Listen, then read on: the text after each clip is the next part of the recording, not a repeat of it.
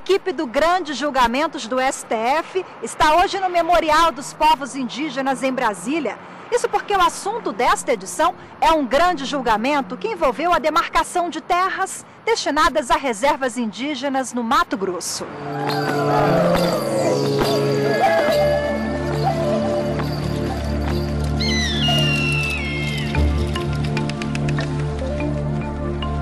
A Constituição de 1988 preconiza: são bens da União as terras tradicionalmente ocupadas pelos índios.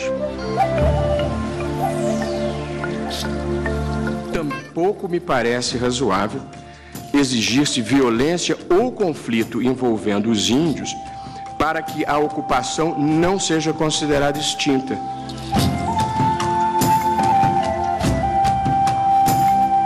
Você vai ver no programa que por 8 votos a 0, o plenário do Supremo Tribunal Federal negou 2 pedidos de indenização do Estado do Mato Grosso e questionava a desapropriação indireta de terras para a demarcação de áreas indígenas que integram o Parque Nacional do Xingu e outras áreas da região noroeste do Mato Grosso.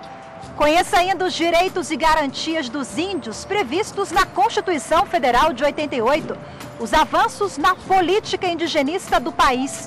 E tem também história e cultura, a importância da preservação do primeiro povo que habitou o Brasil.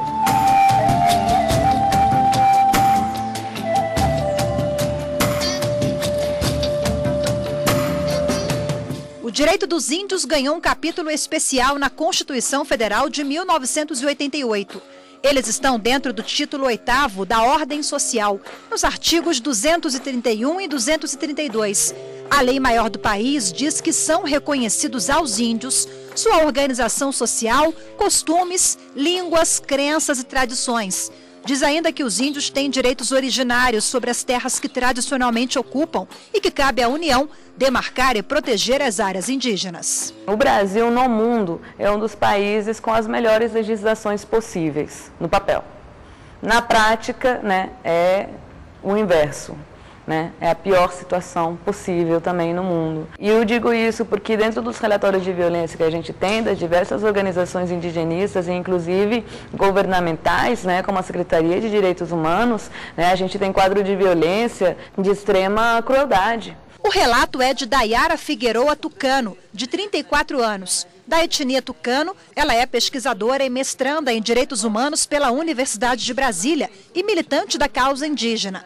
A jovem aponta que o país precisa de avanços significativos no que se refere a direitos e garantias dos índios. A gente não pode dizer que o Estado não é responsável por isso. É responsável sim, porque o Estado é responsável pela educação, porque o Estado é responsável pela implementação das políticas públicas. São pessoas que estão pedindo por dignidade, por respeito à sua dignidade humana. A luta dos povos indígenas é uma luta por dignidade, porque nós somos tratados feito bicho. O último relatório Violência contra os Povos Indígenas, divulgado pelo CIMI, Conselho Indigenista Missionário, evidencia a omissão dos poderes públicos em relação aos direitos dos povos indígenas, especialmente em relação ao direito à terra.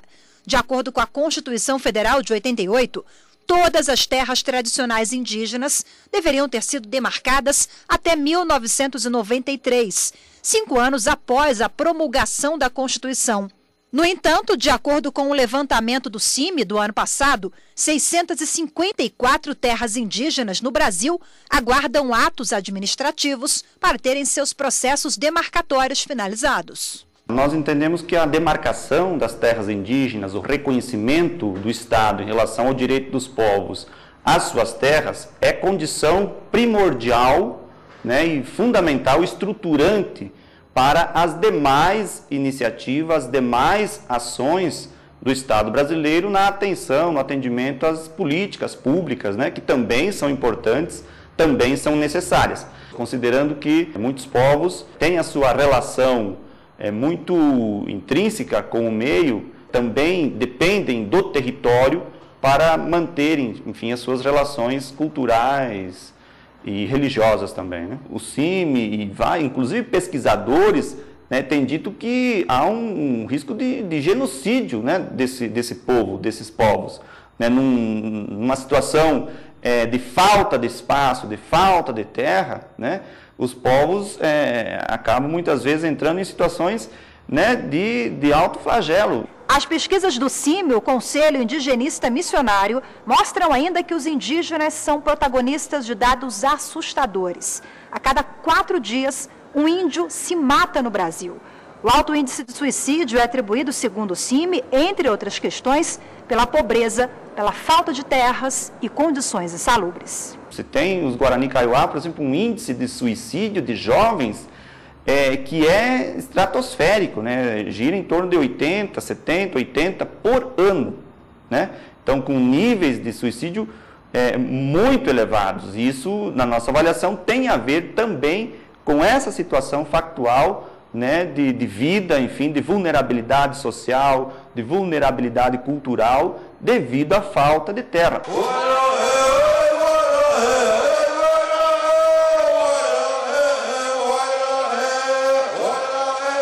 Esse professor de antropologia da Universidade de Brasília, estudioso da matéria indígena, alerta para as denúncias de violência e genocídio contra os índios.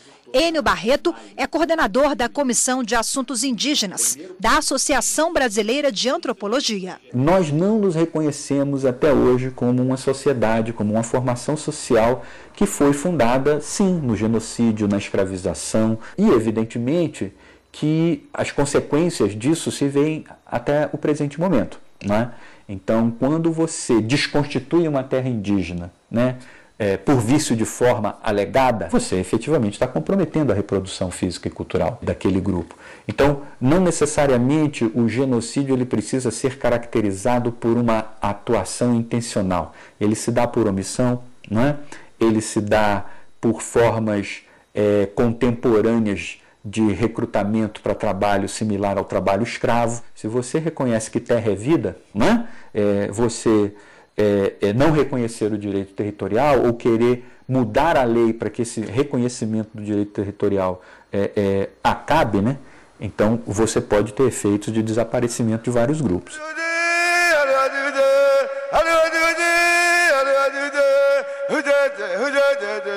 O Brasil tem atualmente 960 mil índios. São 274 línguas, 350 etnias que estão espalhadas em todo o país. Os dados são do último censo do IBGE de 2010. Os números ainda revelam que desse total, 43% dos índios vivem em ambientes urbanos. Dayara faz parte da estatística. Da etnia tucano, do Amazonas, ela nasceu em São Paulo. Se mudou para a capital federal, onde fez graduação na Universidade de Brasília e agora um mestrado, também na UNB. Ela conta que a ocupação de indígenas no meio urbano ainda esbarra no preconceito. No espaço urbano, eu acredito que a primeira grande violência que o indígena vive é a negação de quem ele é. Te perguntar, nossa, você é índia ou é descendente, né? Quem é que pergunta para uma pessoa negra se ela é descendente de negro?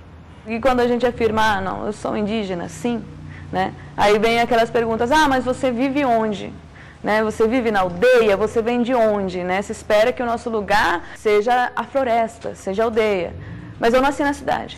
Tem origem na região amazônica, né? Nossa terra indígena está lá. Mas eu nasci na cidade. Não é o fato de eu nascer na cidade que me torna menos indígena, tá? Não é o fato de um negro nascer fora da África, né, que torna ele menos negro.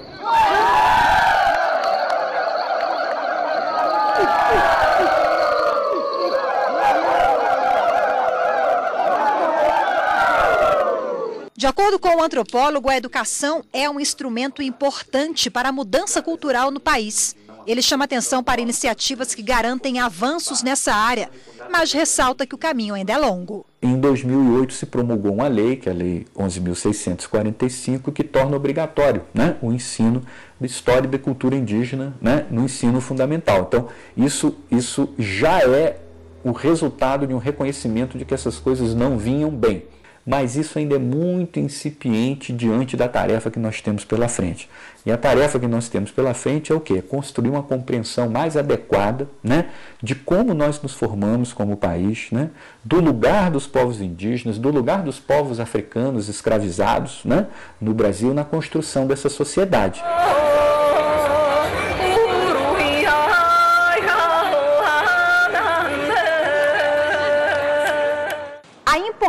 defesa dos direitos dos índios e a preservação cultural deles para a manutenção da identidade brasileira. O assunto foi discutido recentemente pelo plenário do Supremo Tribunal Federal. A Corte, por unanimidade, reconheceu que as terras do Parque Nacional do Xingu e de outras áreas indígenas, que também estão no estado do Mato Grosso, são territórios tradicionais ocupados pelos índios.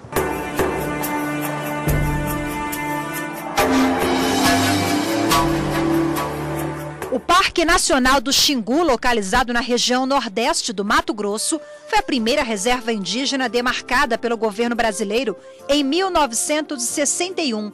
As reservas de Parecis, Nambiquara e Nauenê-Nauê também são áreas indígenas que já foram homologadas pelo governo federal na década de 80.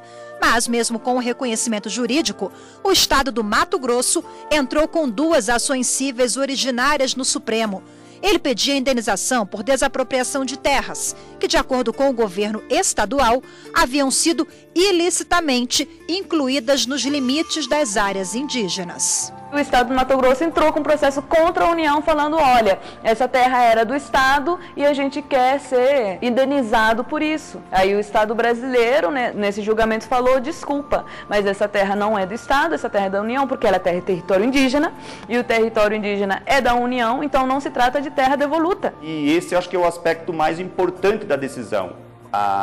O reconhecimento por parte do Supremo Tribunal Federal, guardião da Constituição brasileira, né, de que aquelas terras são terras tradicionalmente ocupadas por aqueles povos.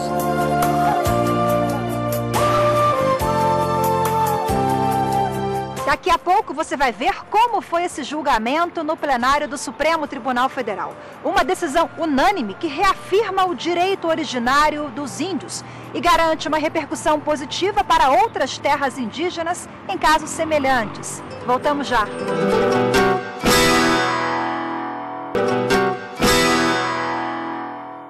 Estamos de volta direto do Memorial dos Povos Indígenas em Brasília, porque a pauta de hoje é uma decisão que garantiu uma vitória aos índios de reservas localizadas no Mato Grosso. Por unanimidade, o plenário do Supremo Tribunal Federal decidiu que o Estado não tem direito à indenização por demarcação de terras indígenas.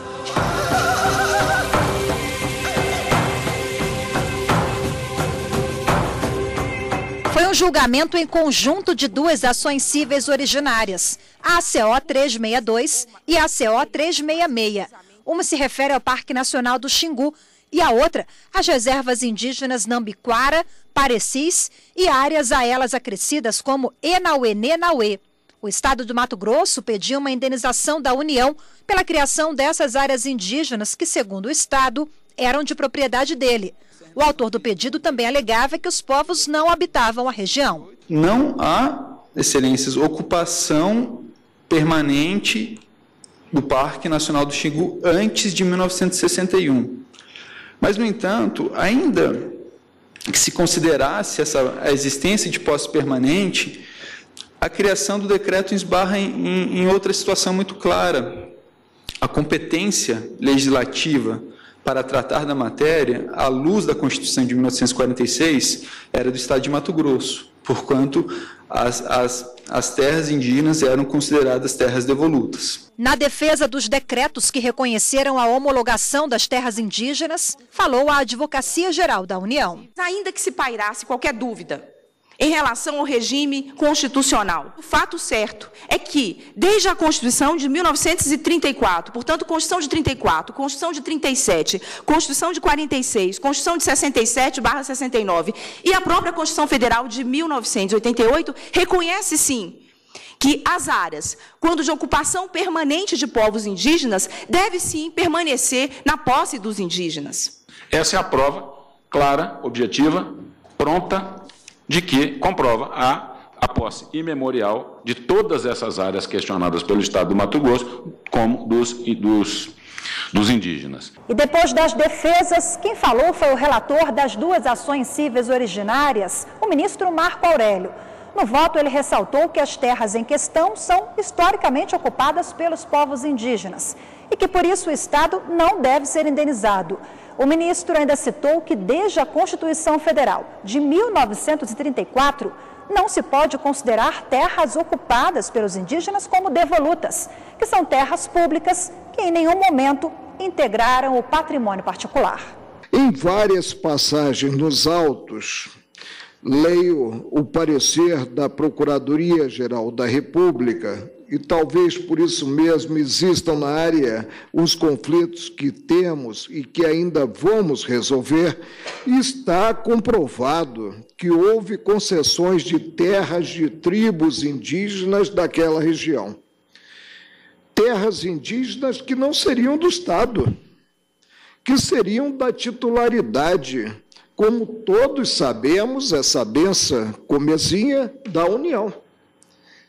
Desde a Carta de 1934, é reconhecida a posse dos indígenas das terras que tradicionalmente ocupam.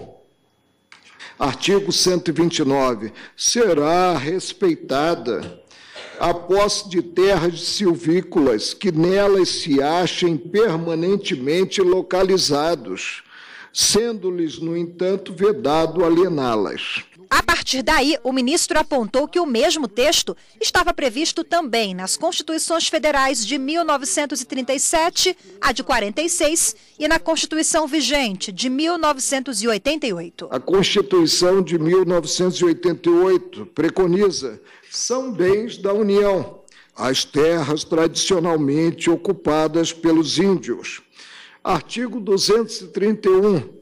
São reconhecidos aos índios sua organização social, costumes, línguas, crenças e tradições e os direitos originários sobre as terras que tradicionalmente ocupam, competindo à União demarcá-las, proteger e fazer respeitar todos os seus bens. Mais pedagógico não poderia ter sido o Constituinte. O relator, ministro Marco Aurélio, foi acompanhado por todos os ministros que participaram do julgamento. Nos votos, eles ressaltaram que o governo do estado do Mato Grosso não conseguiu comprovar propriedade e domínio sobre as terras indígenas. Não me parece, em momento algum, que o autor tenha conseguido, primeiro, comprovar juridicamente que as terras foram, em algum momento, transformadas em terras devolutas. Consequentemente, jamais teriam passado para o domínio do Estado do Mato Grosso. Além disso, e também entendo importante, em momento algum ficou comprovado, muito pelo contrário, os autos comprovam, todo o estudo antropológico de todas as áreas comprovam que a posse, a ocupação tradicional indígena existiu, existe e sempre foi lícita. Em seguida, a presidente do Supremo, ministra Carmen Lúcia, que precisou sair antes do fim do julgamento, adiantou o voto. Ela foi substituída na presidência pelo ministro mais antigo presente na sessão, o ministro Marco Aurélio. A ocupação tradicional, que neste caso data de quase do tempo do descobrimento, como comprovação por dados, que os laudos apenas reiteram.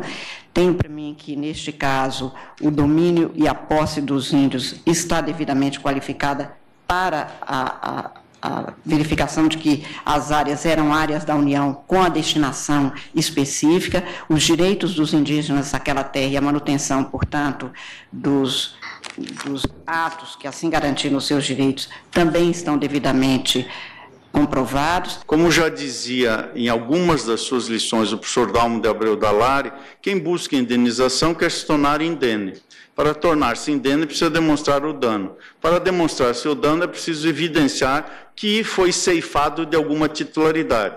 Quem não tinha aquilo sobre o que sustentou dano, dali dano algum pode decorrer. Portanto, nessa perspectiva, e nesse caso específico em que se debate uma pretensão do Estado membro, não vejo como acolher o pedido. Eu penso que a maneira como a Constituição de 1988 enfrentou este problema resolveu retroativamente.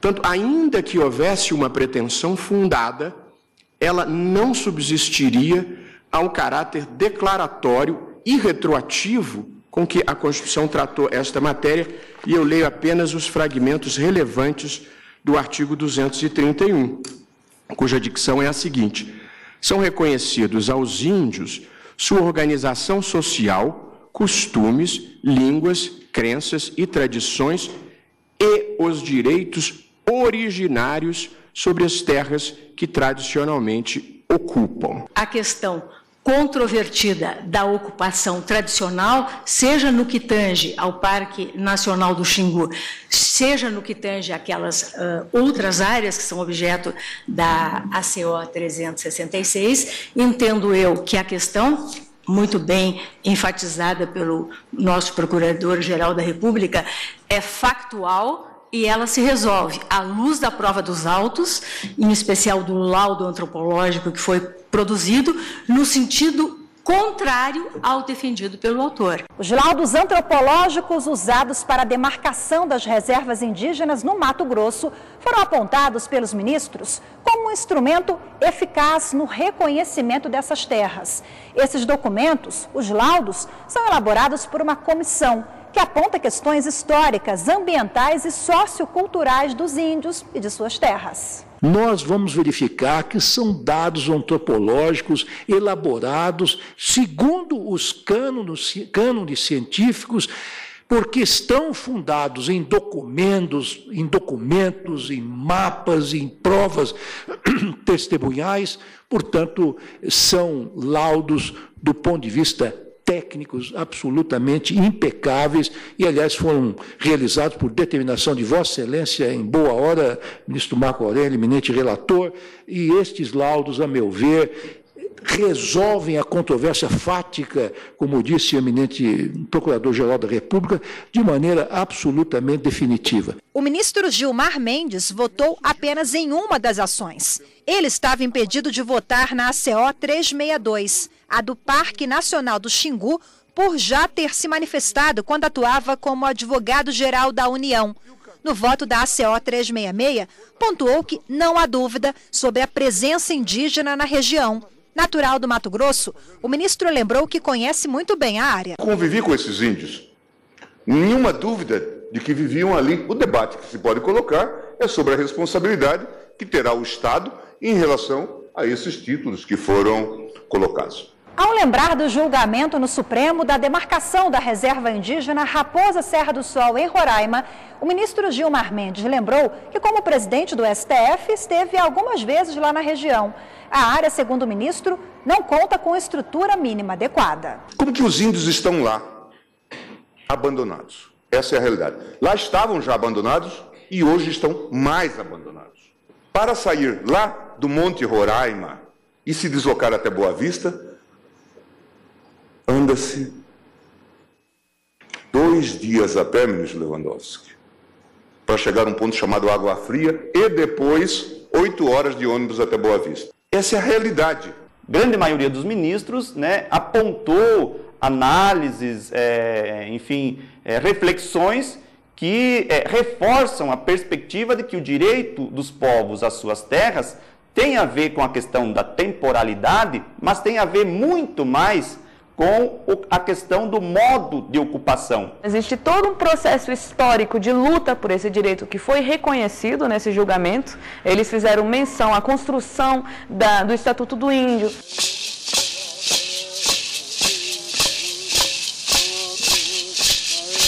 Daqui a pouco você vai conhecer as obras que compõem o acervo do Memorial dos Povos Indígenas aqui em Brasília. Diversidade, riqueza da cultura indígena nacional e a importância da preservação desse patrimônio. Até já!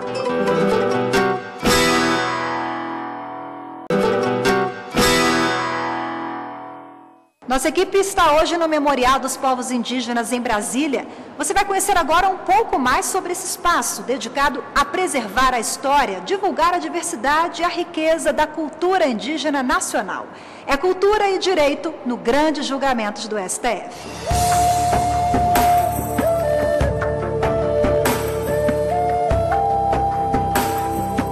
O Memorial dos Povos Indígenas foi construído em 1987.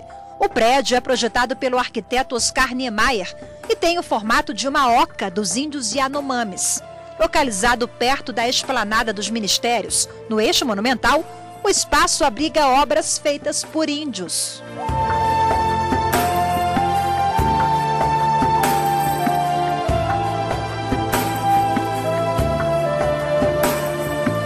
Quem vai contar para a gente um pouquinho mais sobre o Memorial dos Povos Indígenas é o diretor do memorial, que é o Álvaro Tucano. Álvaro, conta para a gente, o visitante que chegar aqui vai ver o quê? Vai conhecer o quê aqui nesse espaço? Toda a história do Brasil, do que se diz respeito à questão indígena, está aqui. Então eu conto a história desse país para a população brasileira, para os visitantes internacionais, que não tem informação a respeito dos povos indígenas. Logo aqui na entrada, a gente vê peças que são produzidas por índios, de várias tribos, é isso, Tucano? Exatamente. Então, esse povo aqui é o povo do Pará, é o povo Caiapó. O povo Caiapó vive na floresta, produzem artes bonitas, é um povo muito religioso, organizado, é o defensor da floresta, da biodiversidade. O prédio, ele tem o formato de uma oca indígena Yanomami, é isso? O povo Yanomami é muito religioso, está na fronteira com Colômbia e Venezuela. Eles acreditam que o mundo é redondo. Eles acreditam que o Mama é o Pai Universal. Eles veem o mundo assim redondo.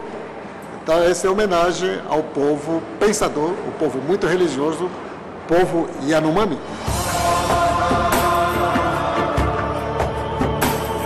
O que significa aquela área ali no centro do memorial? Ali é o encontro de grandes homens, é a arena de grandes homens, onde homens e mulheres falam de culturas, falam de paz, fazem alianças.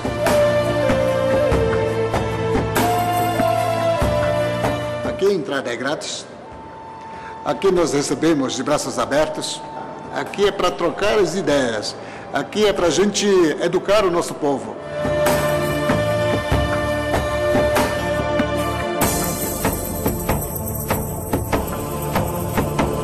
O que está em jogo é o acesso à água, o que está em jogo é uma alimentação de qualidade para todos, o que está em jogo é uma educação de qualidade para todos, porque o brasileiro precisa saber da sua história, precisa reconhecer os seus direitos e os direitos dos seus irmãos, que são cidadãos também. Porque só compreendendo esse processo, a gente vai poder construir uma visão de futuro dessa sociedade, onde esses povos e populações sejam incluídos, reconhecendo também as suas diferenças específicas, né? Essa é uma transição que vai levar pelo menos uma ou duas gerações. Reconhecer o direito indígena é reconhecer o direito à terra, é reconhecer o direito à autodeterminação, a continuidade de nossas culturas, de nossos saberes, de nossas línguas, de tudo aquilo de tão bonito que nós temos a compartilhar.